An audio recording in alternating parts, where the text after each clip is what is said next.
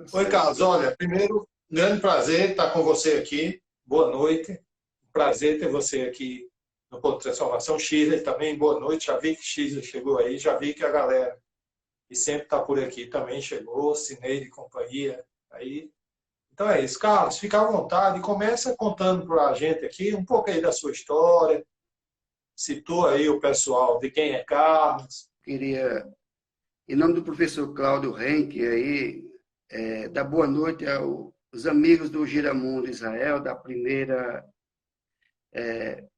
do primeiro Giramundo, né, que nós fomos os pioneiros, né, em Israel. Professor Alessio, o professor Carlos se apaixonou pela profissão de professor, porque logo de início eu sou técnico agrícola. Eu estudei no IF de Souza, daí então mudei para a educação no início dos anos 2000, final dos anos 90 para o início de 2000, e é isso. Eu me apaixonei pelo um pouco, demais até pela educação, amo o que faço, de verdade. É, não procuro fazer educação por fazer, tá certo? Não simplesmente pelo dinheiro, tá certo? Sabemos que o dinheiro é importante, mas se você for trabalhar simplesmente só por dinheiro, aí muitas vezes o seu trabalho não sai como deveria ser, como deveria. Muitas vezes você não dá o melhor de si quando você busca apenas o trabalho por dinheiro. Então, você tem que colocar amor nas coisas que você vai fazer, tá certo? E eu, sertanejo, de família humilde, inclusive até de origem quilombola, com muito orgulho aqui na cidade de Diamante, nós temos duas comunidades, uma de Barra de Oitis e outra Vaca Morta, e eu sou da comunidade quilombola de Vaca Morta. Aí, só por esse fato das nossas origens, nós tivemos muitas dificuldades no início por questões financeiras, mas a gente tem um sonho na vida. A gente tem sonhos e esses sonhos a gente tem que buscar. A gente não pode ficar parado. Então, a gente tem que lutar, acima de tudo, lutar. Quando você acredita num sonho, você não pode ficar dormindo, só sonhando. Você tem que levantar, lavar o rosto e correr atrás desse sonho. É uma coisa que eu sempre digo a meus alunos, principalmente do terceiro ano, certo? Que já é pós-médio. Eu digo, olha, vocês tiveram o primeiro e o segundo ano para sonhar. Nós estamos no terceiro, vamos correr atrás desse sonho, vamos amadurecer esse sonho, acordar e ir atrás. Isso é sempre o que eu digo a meus alunos em sala de aula. Então, o Carlos é esse daí, um cara que gosta do que faz, ama o que faz e procura fazer bem feito. Somos falhos, isso é do ser humano, a gente sempre falha nas coisas, é comum, certo? A gente tem que aprender muito também com essas falhas. Eu sempre digo, se você errar duas vezes, fica complicado a vida. Então, o Carlos é isso, o professor Alessio. Agora é o seguinte, Carlos, a gente aqui vai ter duas linhas, tá? Uma linha eu vou te perguntar um pouco sobre o projeto de vida, porque você tem essa experiência na escola, e a segunda linha depois você conta um pouco dessa experiência lá em Israel. Né? Eu queria ver também a tua visão aí dessa experiência magnífica, né? Inédita, porque são os únicos professores do semiárido brasileiro que vivenciaram a convivência com a seca no deserto de Israel. Então, Carlos, me conta um pouco nessa questão do projeto de vida, vê se você consegue fazer tipo antes e depois. Principalmente se você conseguir focar no aluno. Né? O aluno ou o pai do aluno, antes e depois, quando se depara com essa questão do projeto de vida e o aluno entrando de cabeça nesse processo, como é que são as mudanças aí que você observa? Professor, eu acho que em 2018 quando ele estava lá no Se Liga no Enem, Itaporanga, eu comentei com o professor sobre a minha preocupação com o aluno pós-ensino médio, entendeu? Pós-ensino médio, porque muitas vezes a escola, muitas escolas fazem isso, pega o aluno como tipo uma mercadoria, absorve, depois descarta lá, joga o aluno, vamos dizer assim, no meio da rua, falando esses termos. Então, eu sempre tive essa preocupação, o que o meu aluno vai fazer depois, quando ele terminar o ensino médio. Que eu sempre converso com ele, você está na escola, você está protegido. De certa forma, você tem a proteção do Estado, tem proteção dos professores, do todo o corpo escolar. E, além do mais, do Estado. Tá certo? E essa questão de projeto de vida dos alunos, isso foi muito importante, essa disciplina. Por quê? É uma disciplina que dá voz ao aluno. Muitas vezes, o aluno, ele tinha aquele anseio de falar sobre seus sonhos, seu projeto futuro, a sua vida em si. Que é uma vida de um aluno, claro que não só se resume àqueles 3 anos, mas ele não tinha com quem falar. Ele não tinha um professor para ouvi-lo, tá certo? Ouvi-lo e também direcioná-lo certas coisas, orientá-lo. Porque muitas coisas que a gente faz com o projeto de vida dos alunos é orientá-los. Você tem que dizer, olha, o melhor caminho é esse para você. E também eu sempre faço um parâmetro com meus alunos, observando a família dos alunos. A gente tem que ter esse máximo cuidado. Então, uma coisa que eu procuro nas minhas aulas é procurar essa efetividade com os alunos, entendeu? Chegar, conversar com eles. Eu procuro o máximo disso daí. Eu não tenho esse receio de falar com o aluno, de criar uma barreira entre professor e aluno. Então, eu procuro o máximo entendê-los. Daí, então, tá certo? Quando eu conhecer um pouco mais de sua história, do aluno, a sua família, a sua vivência social, aí a gente começa a planejar com ele o seu projeto de vida. Como é que esse aluno vive? Como é o dia dele não só na escola, mas em casa, com a família? Então, eu acho isso um ponto importantíssimo no professor de projeto de vida. Tá certo? Isso é que eu acho importante. E também a gente tem que ter o apoio fundamental da escola. Porque se a gente não tiver esse apoio da escola, o nosso trabalho muitas vezes é em vão. Muitas vezes é em vão. Tá certo? Então, esse tripé, professor, aluno, escola, tem que trabalhar junto com o aluno. Porque nós sabemos das fragilidades das pessoas, principalmente nós que vivemos, que moramos numa região, vamos dizer assim, sofrida, tá certo? Tanto castigada, de um lado pela seca, como, por outro lado, muitas vezes o governo custa chegar nessas pessoas. Ações do governo custa chegar, tá certo? E uma das ações do governo é a nossa, escola. E se a gente não aproveitar essa oportunidade de repassar isso para os alunos, aí fica mais difícil ainda. Porque eu vejo nos olhos dos alunos, eles querem dizer alguma coisa a gente. Eles tentam passar o seu projeto de vida. E eu procuro entender isso. Porque a gente já tem alunos que ele queria ser. Ele tem um sonho de ser advogado, juiz, mas a gente nota o anseio familiar dele, essas coisas. E muitas vezes ele diz: eu não vou conseguir, porque minha família não tem vou dizer assim, não tem pedigree para isso, para ser uma juíza, uma advogada, uma delegada, uma médica. É aí onde o professor de projeto de vida, de pós-médio, ele tem que entrar nisso daí, do aluno. Ele dizer que ele consegue e mostrar exemplos.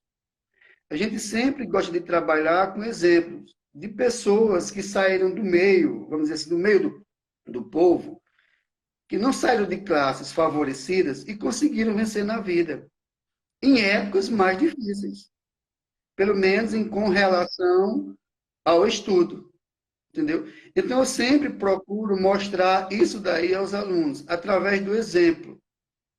Porque a gente tem, eu creio que o professor também tem que ensinar com exemplos. Veja fulano, veja Beltrano, observe a família dele. Se ele conseguiu, você também pode conseguir. Entendeu? Ô, Carlos, muitos comentários aqui, viu? Muitos, muitos, muitos. Eu vou ler alguns para você aqui, mas antes disso vou ver como que, antes do aluno conseguir sonhar e acreditar no seu sonho, né, ele tem que olhar para trás, né, e ele tem que fazer uma mudança cultural. Né? Individualmente, pode ser mudanças de hábitos, né, mas como família, e como bairro, e como comunidade, é uma mudança cultural que a escola faz. Né? Porque assim, olha, essa tradição do passado, que passou de pai para filho, de vizinho para vizinho e tal, em que ninguém conseguia isso que você quer, né? Isso é uma coisa cultural. Né? Você não acredita que pode por causa disso, por causa do passado. Né? Então, para construir o futuro, que é fazer o sonho, fazer os objetivos do sonho, eu tenho que dar uma ajeitada na minha mentalidade com relação ao meu passado, com relação ao meu ambiente de vida. E é isso que o professor Carlos está fazendo, né? Que ele, como professor, ele consegue chegar a isso, e é por isso que ele tem que chegar ao ponto de conhecer a família, as crenças limitadoras, né, da família, do próprio filho e tal, porque primeiro tem que destravar isso daí. Pronto, exatamente. Tem até alguns professores, colegas minhas de pós-médio aqui, acompanhando a nossa live, e elas sabem disso, que a gente tem. Isso é o papel, professor, fundamental da escola. Primeiro é quebrar essas tradições, tá certo? Principalmente dos alunos das classes menos favorecidas. Das classes menos favorecidas, porque ele tem isso enraizado, como o professor destacou brilhantemente. Nossos alunos, eles têm isso. E a gente percebe isso no semblante deles, essas coisas. Que eles têm medo de quebrar essa barreira. Agora, muitas vezes, professor, eles têm medo da própria sociedade. Entendeu? Veja como isso está enraizado. Ele tem medo da própria sociedade dizer, ignorá-lo. Não vou nem de praticar bullying com ele. De dizer, olha, filho de fulano de tal, filho de João, de Maria, pensa que vai ser advogado, vai ser médico, vai ser juíza.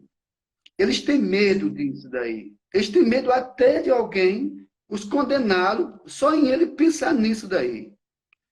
E então, e o trabalho da escola, o trabalho do professor de pós-médio é quebrar essas barreiras, que não é fácil. Eu tenho algumas pessoas de pós-médio aqui, falando aqui no chat, eles sabem que não é fácil vencer isso, essas barreiras. Porque nós sabemos que nós temos no Brasil uma sociedade elitizada e excludente. Quem é de elite não gosta que as classes menos favorecidas chegue a um certo patamar, entendeu? Para uma certa elite, isso serve a nível de cidade, pequena como a minha, nível de estado, nível de país. Eles sempre têm isso. De quem deve se formar só é pessoas da elite daquela cidade. Só quem pode governar o destino de um estado, só uma certa família. E de um país também. Então, essa disciplina de projeto de vida, ela traz isso daí, para a gente quebrar essas barreiras, que não é fácil. Eu lhe digo ao Uhum. professor, eu estou vendo aqui alguns de outros escolas, não é fácil a gente quebrar isso, de a gente dizer ao aluno que ele consegue, que nós estamos ali, a escola está ali para apoiá-lo nessa questão. É verdade. E é por isso que a elite, ela sempre tenta controlar a escola. E essa é uma das maiores chagas da educação pública. É a elite tentando controlar a escola, mas não com esse objetivo que nós estamos conversando aqui. Não é? Com o objetivo de fazer o que nós estamos conversando aqui da forma mais simples e rápida possível, né? E aí entrar naquela conversa de votos, famílias, empregos e por aí vai. Né? Mesmo porque essa elite que acredita, né, que os espaços de médicos e de advogados e de líderes e tal já estão reservados, né, para determinadas pessoas, então não tem porquê, né, ficar formando mais pessoas com essa ideia na cabeça, com essa besteira na cabeça. Né? Mas a educação é isso. Né? A educação vive de pessoas aí como a galera que está aqui falando, né, e acompanhando, e como o professor Carlos, que faz a diferença. Né? E então, deixa eu dizer uns comentários aqui que eu vi bem legais, que são tantos comentários que já correu tanto aqui. O Tiaguinho falou o seguinte: justamente só consegue destravar esse segmento cultural conhecendo a raiz dessa cultura, daí traçar as diretrizes e cortar esse cordão umbilical, né? Falando o que a gente falou aqui com outras palavras. E tem muita gente dando parabéns aqui. Shirley falou, ó, vencer essa barreira familiar é desafiador, mas possível. E a Nilce falou assim que sempre estou mostrando exemplos da nossa sociedade. Vejam aí, gente, como o professor é uma pessoa comprometida, né? Então, tantas vezes, né, maltratada pelas classes superiores aí da nossa sociedade. Eu estou vendo aqui um comentário aqui de uma aluna minha desse ano, Pamela, como estudante, acho que esse assunto deveria ser mais abordado em sala de aula. É verdade, Pamela. A gente busca isso. Infelizmente, esse ano nós estamos vivendo um ano atípico, tá certo? Mas a gente sempre busca, professor Alessio, abordar isso com os alunos. Essa conversa, de olho no olho, de ver, de fato, qual é o seu sonho. Por que você quer isso? Entendeu? E como eu sempre insisto, e vou insistir sempre com meus alunos, vamos quebrar essa barreira. Porque eu venho, tá certo, de uma família, aí o pessoal me conhece aí, que está no chat. Eu venho de famílias e eu sei que a educação mudou minha vida e pode mudar a vida de meus alunos. Então é isso que eu tento passar para eles. Nas minhas aulas, sempre levo alunos, quando a gente pode, ex-alunos que conseguiram vencer na vida, tá certo? Já para ir quebrando esse ciclo de só quem pode ser médico, sim, quem pode ser doutor, é uma parcela da sociedade, tá certo? É uma classe que, por destino, nasceram mais privilegiados financeiramente. Então, a gente tem que buscar isso nos nossos alunos, trabalhar esse projeto de vida dele, tá certo? Que muitas vezes, eu sempre digo a eles, olha, meninos, sempre, a maioria do projeto de vida de vocês está atrelado a uma prova de Enem, tá certo? A uma universidade. Porque nós sabemos hoje que a qualificação profissional é importantíssima hoje no Brasil. A gente vê, e eu mostro a eles isso. Dou exemplo também de alunos que não conseguiram ir adiante, entendeu? Para ver os dois lados da coisa, tá certo? Porque eu acho que a vida não só é coisas boas. A gente tem que mostrar o outro lado. Tem esse caminho. A gente aponta para esse. Não é porque ele não conseguiu que você não vai conseguir. Então, eu procuro ver, mostrar aos meus alunos isso daí, o lado humano da coisa. Eu procuro ver o lado humano dos alunos. Porque, além de alunos, eles são companheiros. São nossos companheiros. Tá certo? E sem eles, a gente não estaria lá, na escala de aula. Eu sempre tenho essa ideia com os nossos alunos, com os nossos educandos. Vocês fazem parte de nossas vidas. Vamos falar agora do seu projeto de vida. Né? Então, me fala para a gente, né, sobre a sua experiência em Israel, as duas experiências, e como que isso impactou o teu projeto de vida. Professor, existem coisas que são ímpares na vida da gente, que eu nunca imaginei na minha vida estar em Israel. E quando surgiu a oportunidade, eu vi o edital, eu não tive dúvida, eu vou me inscrever, me aventurar nisso daí. Fiz o projeto, fui aprovado, certo? Chegando lá em Israel, uma cultura totalmente diferente da nossa, certo?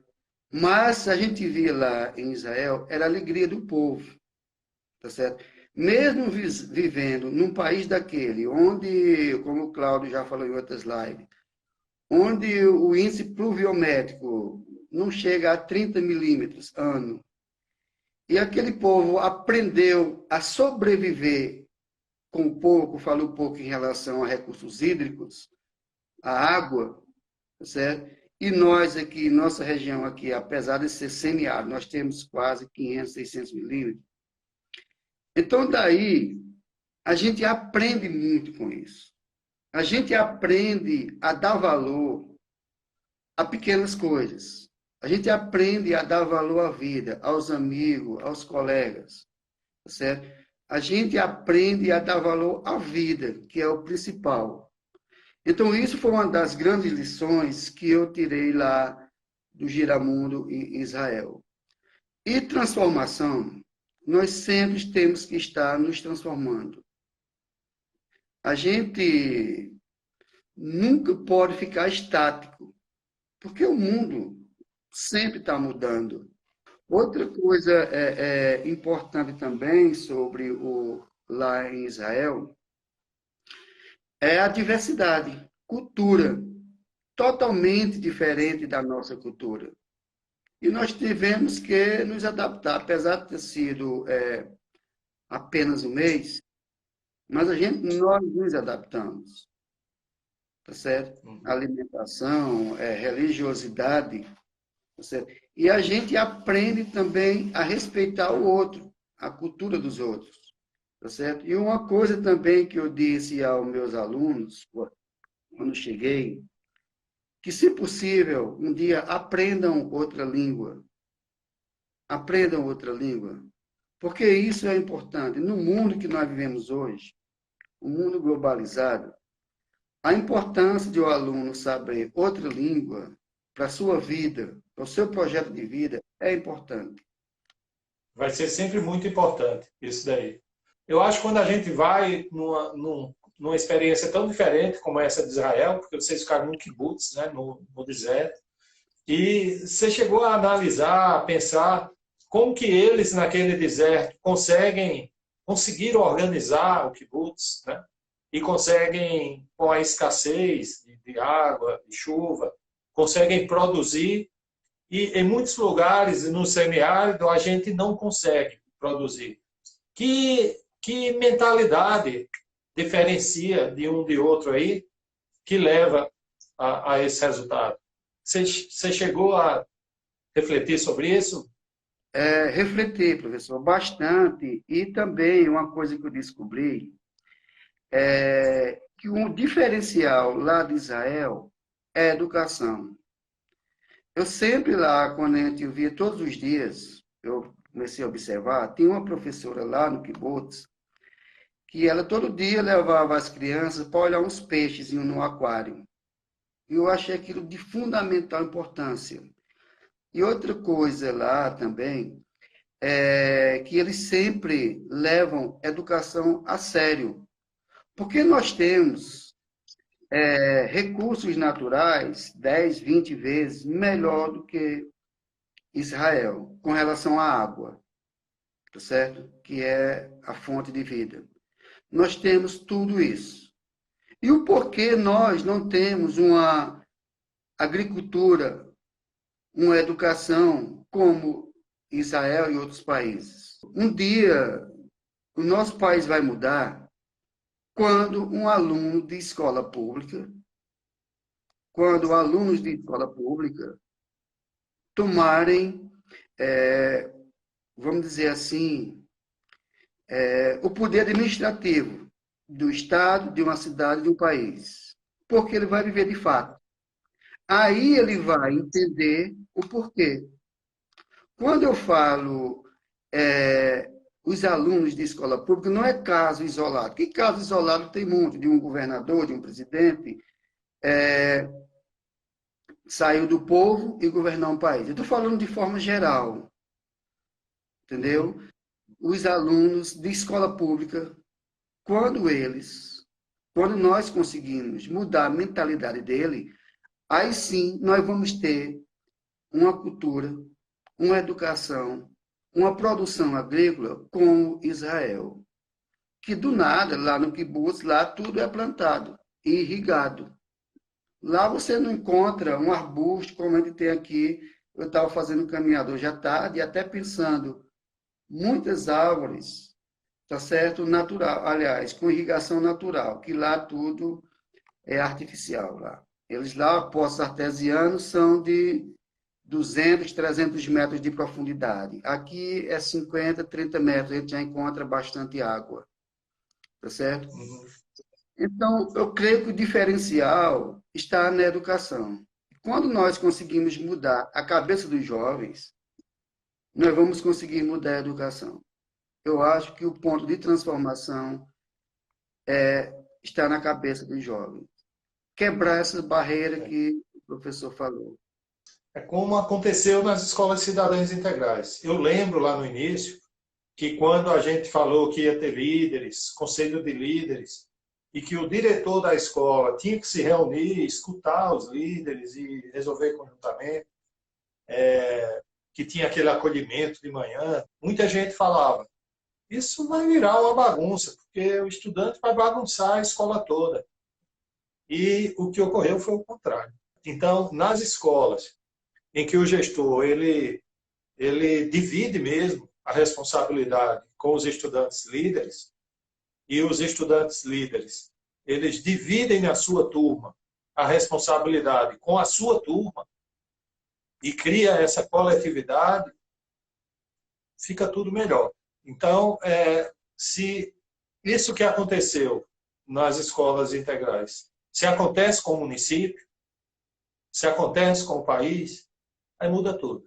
Né? É isso aí que o professor falou. E não adianta a gente procurar a solução milagrosa nos outros locais. Achei muito interessante essa experiência do Israel, porque Israel é visto como um milagre, né, de conseguir produzir no deserto. E quando vocês foram lá, observaram que o que eles fazem é feijão com arroz bem feito. Né? Exatamente. É um feijão com arroz bem feito. Né? É cuidar da água, é ter educação e tal. E que a gente tem todas as condições de fazer aqui. Mas só falta entrar nesse ponto de transformação aí que o professor falou. Professor, também voltando para as escolas integrais, o ano passado, no final do ano passado, para o início desse ano, eu fui convidado pela regional para divulgar nas escolas que iam ser integrais o modelo de escola. O modelo de escola. E eu estava na cidade vizinha aqui, Boa Ventura, numa reunião com os pais, e eu disse a eles, olha, pessoal, o simples fato do seu filho estar organizando uma fila para o almoço, o simples fato dele estar recolhendo os pratos da mesa, isso é de um aprendizado muito grande para ele. Isso faz parte do projeto de vida do aluno, tá certo?